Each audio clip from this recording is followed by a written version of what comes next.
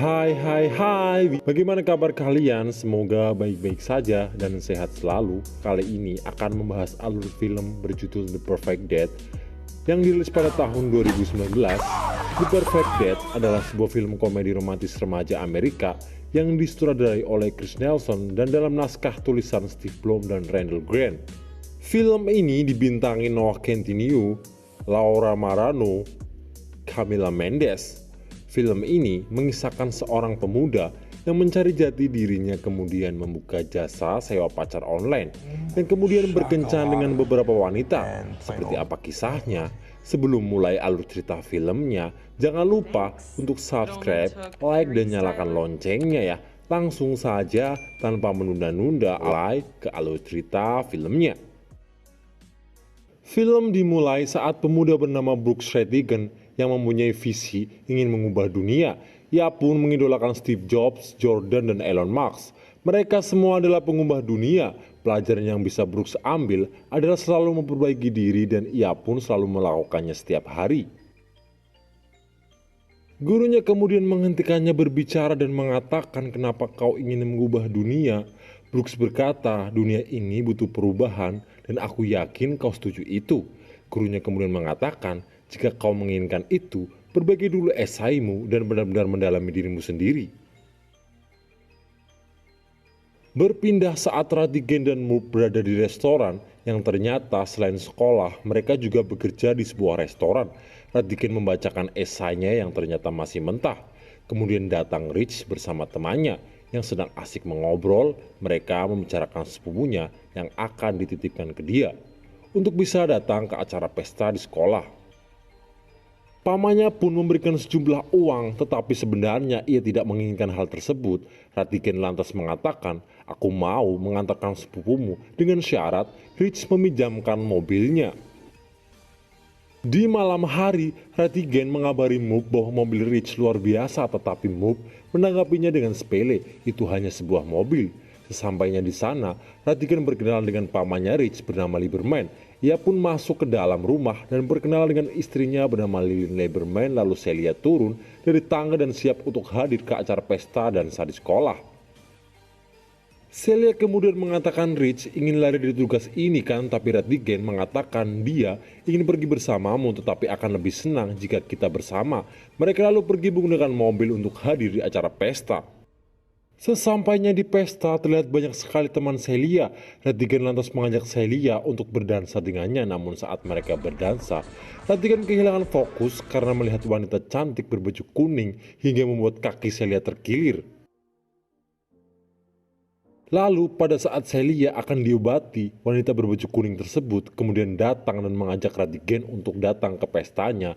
Lalu Rattigan kemudian berkenalan dengan wanita tersebut yang bernama Shelby.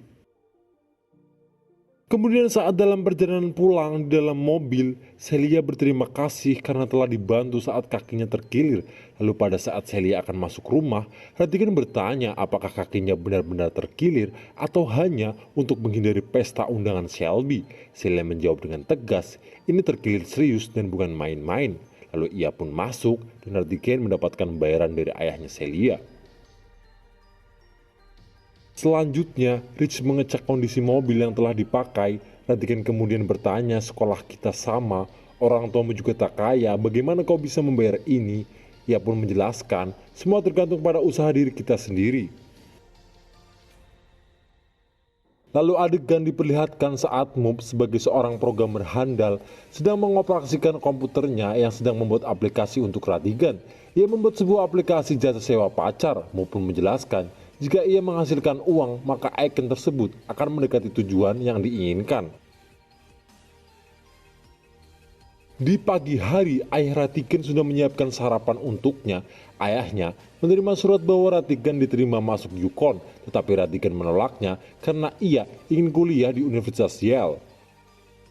Lalu singkat cerita, Rattigan yang penasaran dengan Shelby kemudian membuka Instagramnya dan stalking sosmed Shelby. Lalu kemudian saat itu juga ia mendapatkan orderan untuk berkencan ke pertunjukan. Lalu ia juga mendapatkan orderan lagi menjadi pasangan tenis.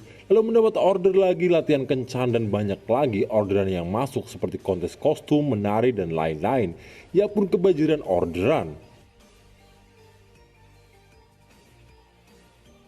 Kini, Ratigan berhasil menyelesaikan beberapa tugasnya dan akan segera meraih tujuannya untuk kuliah di Universitas Yale. Lalu kemudian Celia menelponnya dan meminta maaf tentang kejadian sebelumnya. Ratigan pun dengan lapang dada tentu memaafkannya. Lalu Celia mengatakan ada pria yang ia sukai bernama Franklin dan bermaksud untuk hadir di pesta Selby agar dapat bertemu dengannya. Celia berencana akan membuat Franklin cemburu dan Ratigan harus menarik perhatian Selby. Pesta pun kemudian digelar, mereka pun masuk ke dalam dan disambut oleh Selby. Ketika Celia melihat Franklin, ia panik dan mengajak Ratigan untuk segera pergi, tetapi Ratigan bisa menenangkan hatinya. Ratigan berhasil menyambungkan pembicaraan antara Celia dan Franklin, kemudian Selby menyapa Ratigan. Ia pun bertanya, kenapa kau tak cemburu pacarmu sedang mengobrol berduaan dengan Franklin? Ratigan menjawab tidak karena kita saling percaya satu sama lain. Celia pun kemudian diberi es krim dan mereka pun mengobrol. Celia mengatakan bahwa dirinya akan berkencan dengan Franklin dan nanti akan ada pesta ulang tahun yang besar. Rencananya beberapa minggu lagi dan semua akan hadir termasuk Selby. Ia pun meminta memutuskan hubungan palsu mereka di depan publik. Ratigan yang gembira kemudian mengungkapkan bahwa dirinya senang jika Selby mau menjadi pendampingnya dan ia juga berhasil masuk di Universitas Yale. Celia mengatakan bahwa kau telah menggantungkan kebahagiaan di luar dirimu. Lalu Celia mengatakan ia akan berusaha membantu Ratigan untuk masuk Universitas Yale karena ayahnya kenal dengan rektor di sana. Namun Celia mengatakan tidak janji tetapi akan mencoba untuk menanyakannya. Sesampainya di rumah, ayahnya menyambut dan bertanya, ada apa dengan penampilanmu? Ratigan pun menjelaskan bahwa ia selalu pulang malam karena banyak kegiatan remaja seperti proyek, sekolah, tarian, dan pesta larut malam. Singkat cerita, Ratigan yang bekerja kemudian melihat bahwa misinya sudah setengah jalan dan jika ini berhasil, maka ketika musim panas ia akan berada di Yale. Mobs lantas berkata, kita biasanya punya bahan perbincangan dan menghabiskan banyak waktu bersama, tetapi kali ini sangat jarang. Ratigan kemudian mengatakan bahwa ia berjanji hari Sabtu nanti akan dia kosongkan agar bisa bermain bersama Mobs. Ratigan kemudian mendapat orderan lagi untuk berpura-pura sebagai orang bodoh di depan orang tua seorang gadis. Lalu ia kemudian mendapat telepon dari Celia. Celia menanyakan apakah besok jadwalnya kosong. Ratigan pun menjawabnya untuk Celia selalu kosong. Celia mengabarkan bahwa dirinya akan diwawancarai oleh Direktur Universitas Yale dan besok Celia akan menjemputnya dan mengantarkannya ke sana. Esok harinya pada saat akan pergi, Celia meminta Ratigan untuk melepaskan kacamata dan kardigannya karena ia tidak menyukainya. Mereka pun langsung berangkat menuju universitas. Ratigan kemudian disuruh untuk menemui dekan universitas tersebut. Kemudian dekan tersebut meminta untuk menjelaskan siapa dirinya. Lalu setelah itu dilihat dari nilai, Ratigan sudah masuk sebagai kandidat sempurna untuk Yale. Tapi dekan tersebut menjelaskan bahwa dirinya saat ini senang dengan lebah dan madu yang seketika ternyata obrolan mereka menyambung. Setelah selesai diwawancara, Ratigan pun disuruh untuk membawakan berkasnya dan sekalian sebotol madu. Celia kemudian bertanya, apa maksudnya bertukar madu? Ternyata Ratigan sudah melakukan riset sebelumnya dan ini bagian dari usahanya untuk masuk Yale. Celia pun membalas argumen dari Ratigan bahwa para gadis membayarmu untuk berbohong, sekarang kau lakukan semua untuk dirimu sendiri. Tapi Ratigan beralasan, meriset profil dekan universitas adalah usaha yang murni sehingga obrolannya bisa nyambung. Celia lantas berkata, Rich mempunyai mobil BMW karena ayahnya berselingkuh. Lalu Celia bercerita, di dalam mobil bahwa dirinya selalu dianggap tangguh oleh orang tuanya, tetapi sebenarnya Celia terlalu takut menunjukkan siapa dirinya sebenarnya. Lalu adegan berpindah saat berada di sebuah restoran. Mobs, Ratigan dan Celia kemudian makan malam bersama. Lalu saat Ratigan sedang membayar ke kasir, Mobs menjelaskan tentang keluarga Ratigan. Orang tua mereka bercerai, ibunya menikah dengan dokter anak yang kaya. Mereka punya 2 anak dan setiap tahun mereka mengirim Ratigan dan ayahnya kartu Natal dengan foto keluarga baru. Kemudian setelah itu Celia mengantarkan Ratigan untuk pulang dengan rasa bahagia. Singkat cerita, Celia kemudian kencan dengan Franklin. Franklin yang gugup saat bertemu Celia karena saat itu Celia sedang berpacaran dengan Ratigan. Celia pun menjelaskan bahwa hubungan mereka adalah hubungan modern, jadi kami tidak memiliki kebebasan hak satu sama lain. Franklin menjelaskan bahwa hubungan mereka seperti kumbang yang manis yang bergerak ke arah yang sama. Celia kemudian mengatakan bahwa kami bukan kumbang dan kami akan segera berpisah secepatnya. Lalu Franklin bercerita ia sangat menyukai seni menggambar di jalanan. Celia seolah tak percaya karena dirinya tak menyukai hal itu. Franklin pun melanjutkan bahwa karyanya adalah sebuah bayi bertopeng gas di jalan. Karya tersebut sebenarnya dibenci oleh Celia, tetapi Celia berpura-pura untuk memujinya. Ratigan lalu menelpon Celia untuk mengingatkan pesta yang akan dihadiri dan kemudian bertanya tentang kencannya dengan Franklin. Celia mengungkapkan kepada Ratigan dengan berpura-pura bahagia. Kemudian Celia yang nampak cantik sudah siap dijemput oleh Ratigan dengan mobil tuanya, tapi Ratigan masih fokus dengan HP-nya dan ketika melihat Celia, ia langsung terkagum dengannya.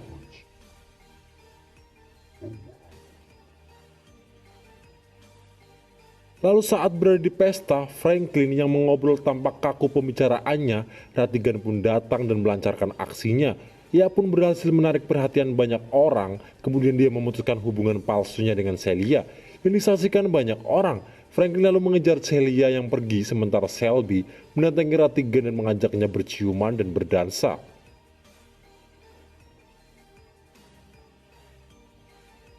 Di pagi harinya saat akan mulai bekerja, Ratigan tak menemukan Moobs. Ia digantikan oleh Toby. Lalu Toby mengatakan bahwa menurutnya Ratigan sangat egois, brengsek dan memikirkan diri sendiri.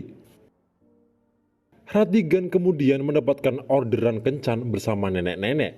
Di sana, nenek-nenek tersebut mengatakan bahwa cucunya lah yang memesankan di aplikasi tersebut. Ia pun bercerita, jalan pagi ini ia lakukan setiap hari selama 20 tahun bersama suaminya yang kini sudah meninggal. Dia sangat jelek wajahnya, aneh, tetapi aku tidak peduli mukanya karena dia membuatku tertawa dan nyaman saat di dekatnya. Nenek tersebut pun mengatakan jika ingin tahu kau cocok atau tidak dengan seseorang, maka kau harus duduk dan berbincang-bincang agar mengetahui apakah satu frekuensi atau tidak. Di malam harinya, Ratigan menyebut Selby. Ratigan pun mengatakan bahwa dirinya luar biasa. Selby membalas bahwa dirinya hanya butuh 3 penata gaya, 2 penata rambut, 1 penata rias agar terlihat seperti ini, sementara Ratigan hanya mandi saja. Saat sampai di restoran, Ratigan bertanya apa yang akan Selby lakukan setelah lulus SMA. Ia pun mengatakan bahwa dirinya akan pergi liburan lalu magang di kantor ayahnya dan melanjutkan kuliah di Universitas Harvard dan membangun bisnis di sana. Lalu kemudian saat mereka berdua sampai di pesta, Selby melihat Celia mantan Ratigan sedang berdansa. Kemudian Selby mengajaknya untuk duduk di meja, tetapi tiba-tiba mantan pelanggannya datang dan mengucapkan terima kasih karena jasanya ia bisa menemukan pasangan. Selby lalu bertanya, apa maksud menggunakan jasa? Lalu orang tersebut menjelaskan, ia menyewa Ratigan melalui aplikasi. Selby pun lantas menanyakan hal tersebut ke Ratigan. Ratigan pun menjelaskan bahwa ia punya bisnis di mana ia berkencan dengan gadis-gadis karena ia butuh uang. Ia pun menjelaskan bahwa dirinya hanya orang miskin yang ingin membuatnya terkesan. Selby pun kecewa dan meninggalkan Ratigan. Lalu ia mendatangi Celia. Celia menanyakan di mana pasanganmu. Ratigan berkata pasanganku ada di suatu tempat. Ratigan bertanya, Franklin di mana? Celia pun menjelaskan bahwa dia bukan tipeku dan ia lebih tertarik pada orang bodoh yang egois dan cuek. Ratigan lalu mengajaknya berdansa, tetapi Celia menolak karena ia tak ingin menjadi cadangan. Saat pulang, Ratigan menceritakan kejadian malam itu ke ayahnya yang menjelaskan bahwa ia membuka usaha kencan dan menjadi pria pengganti untuk menggalang dana agar dia bisa kuliah di Yale. Ia juga menjelaskan menjalani hal tersebut hanya untuk menemukan jati dirinya. Ayahnya kemudian berkata, kau hanya perlu memikirkan siapa dirimu di masa lalu dan bandingkan seperti apa masa depan yang diinginkan. Dan kau bagi perbedaannya dan itulah kau sekarang. Ratigan kemudian mencoba menghubungi Moves, tetapi tidak ada balasan. Ketika ada orderan masuk, ia pun membatalkan orderan tersebut. Adegan berpindah pada saat pulang sekolah. Rich bertanya kepada Ratigan tentang hubungannya dengan sepupunya. Ia pun berkenan meminjamkan mobil pada akhir pekan ini, tapi Ratigan menjawab itu tidak perlu karena itu hanya sebuah mobil. Di malam hari, Ratigan sedang mengetik sebuah surat. Lalu esoknya, pada saat di kantin sekolah, Celia datang menemuinya. Ia mengatakan bahwa dirinya sudah menghentikan aplikasi jasa kencan online dan dia pun tidak jadi masuk ke Universitas Yale dan memilih ke Universitas Yukon. Celia terheran-heran, namun Ratigan mengatakan jika ia harus berpura-pura menjadi orang lain untuk masuk ke sana, maka mungkin tempatku bukan di sana. Ratigan kemudian pergi meninggalkan sebuah kertas. Kertas tersebut berisikan tentang Celia. Ratigan menulis dalam surat tersebut bahwa beberapa bulan yang lalu ia menemukan pria yang hampa. Lalu ia pikir bisa diisi dengan mengemudikan mobil terbaik, mengencani gadis populer, atau pergi ke sekolah terbagus. Tapi semakin ia memiliki semuanya, semakin dalam perasaan hampa itu. Tapi setelah melalui itu semua, ada sedikit udara segar dan itu saat aku sedang bersamamu. Aku tak tahu kau mau menerima aku atau tidak. Kalau tidak pun, aku siap menunggu. Di malam harinya, ayahnya mendapatkan surat penghargaan penulis visioner atas bakat sastra yang luar biasa. Lalu pada malam itu juga, Celia mendatangi rumah Ratigan dan mengajaknya untuk datang ke pesta. Mereka pun langsung OTW ke pesta yang ternyata tempat tersebut merupakan restoran tempat Ratigan bekerja. Restoran tersebut telah didekorasi oleh Moves. Kemudian Ratigan bertanya kepada Celia atas pernyataan cintanya bahwa Celia mau menerimanya atau tidak. Celia pun menjawab bahwa ia mau menerimanya dan mereka pun akhirnya berdansa. Film pun selesai.